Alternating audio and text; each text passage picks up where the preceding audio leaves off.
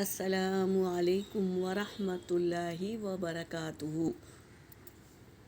ربی زدنی علما۔ آج ہم لیں گے غم اور دکھ سے پناہ کی دعا۔ ہر ایک کوئی غم یا تکلیف میں مبتلا ہے، تو ہمیں آپ صلی اللہ علیہ وسلم کیا کرتے تھے غم اور تکلیف آتا تو یہ جانیں گے۔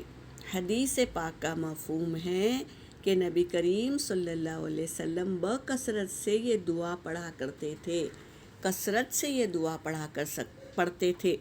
تو یہ دعا کیا ہے؟ اللہم انی اعوذ بک من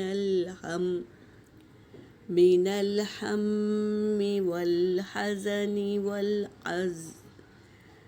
والحزن والعجز والکسل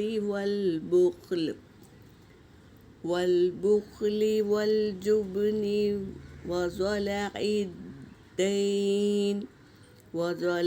الدین وغلبۃ الرجال۔ صدق اللہ العلی العظیم۔ ترجمہ کیا ہے؟ اے اللہ، میں تیری پناہ مانگتا ہوں غم سے، رنج سے اور عجز سے، سستی سے، بخل سے، بزدلی سے، قرض کے بوجھ سے اور لوگوں کے غلبے سے میں تیری پناہ چاہتا ہوں۔ تو یہ دعا پڑھیں گے تو ہم سے غم اور دکھ دور ہو جائے گا۔